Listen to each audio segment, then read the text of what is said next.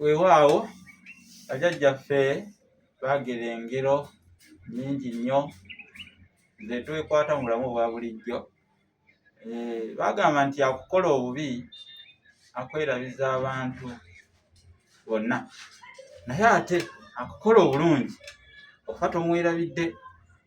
Munnange n'akukola obulungi kisaana n'omwebazaako mu ngeri ez'enjawulo.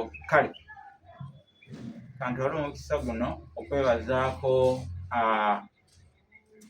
abantu bonna abanzirukiridde, naddala kati ku mulundi guno neebaza famire yange eya Mukago famire.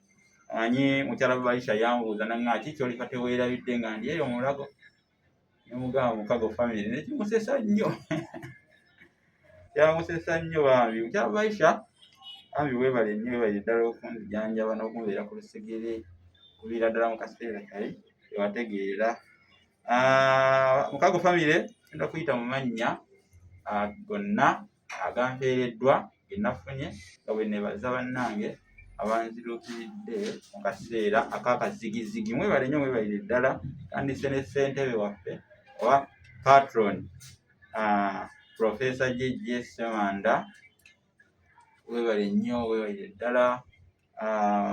Professor Jeje yalekawo n'emirimu gye n'ajja okundabako lwakuba bwe yatuukira ewaka eno gye nali, ate nali nzizeeyo mu ddwaliro nga ngenze banziggyemu wuzi ze baatunga muno, nali ngenze kuziggyamu.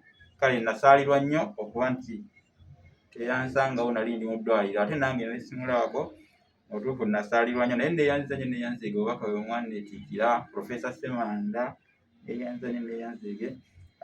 Mukulu Mpanga Moses era naye yajja, ate alina n'obubaka bwe yali yeetisse okuva ku mukutu omulala ogutali gwa bannamukago.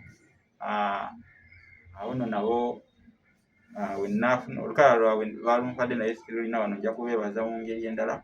Mukulu Mpanga Moses Caxton, weebale nnyo, weebalire ddala kubanga wajja n'okujja. Mukyala Nawagga Josephine yajja n'okujja wano ewaka n'annanvulako, weebale nnyo, weebalire ddala. Mukulu w'Eggunda Andrew neeyanziza nnyo neeyanzeege. Mukulu Kasiye Samuel, mukyala Babirye Lamula, mukyala Christine Avalo, weebale nnyo, weebalire ddala. Mukyala Sanyu Mukasa, weebale nnyo, weebalire ddala. Nonno ye baamukazaako lya kabisi ka ndagala, nnya lye alyagala nnyo. Weebale nnyo maama, weebalire ddala.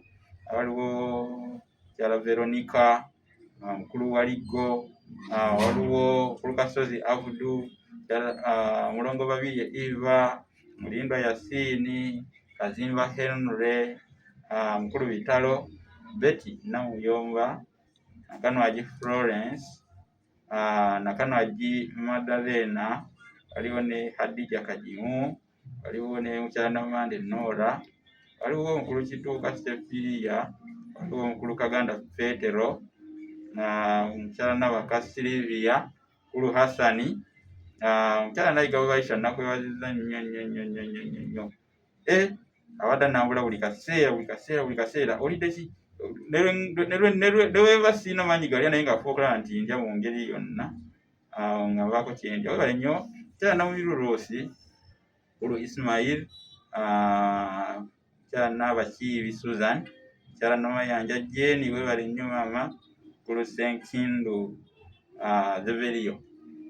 Kale ge gamannya mukyala Baisha ge yampadde, ne ŋŋamba abantu bano beebaze ntya, naye mukimanye nti nno ndi musanyufu nnyo olw'ekyo kye mwakola, olw'okudduukirira n'okulaba nti mutaasa obulamu bwange. Viiru y'eddwaliro yali nnene nnyo, naye mukyala Baisha yaliwo nnyo okulaba nga buli kimu kituukirizibwa era nga tukigula. Kale gaali maanyi g'Abakoodiani. Mukago famire nno nga bwe tugamba eŋŋombo yaffe nti ku bujjumbize n'obwesigwa, abantu bakuumye obwesigwa ate n'obujjumbize babukuumye. Bannange mwebalire nnyo, mwebalire ddala. Kino nno kintu kyamaanyi nnyo, tugende ddala mu maaso. Nze ebibala bya Mukago kati nze nsobola okubijjulira, nze ndabye ku bibala bya Mukago. Era kati buli bwe muyamba omuntu ebbanja nga naye limweyongera limwetuumako. Kati nze ebbanja lye nnina eri buli muntu gwe njogeddeko wano temulimanyi na kulimanya bannange, nze ndimanyi, naye nga neeyanziza nnyo neeyanzige, bujjumbize n'obwesigwa. Mwebale nnyo.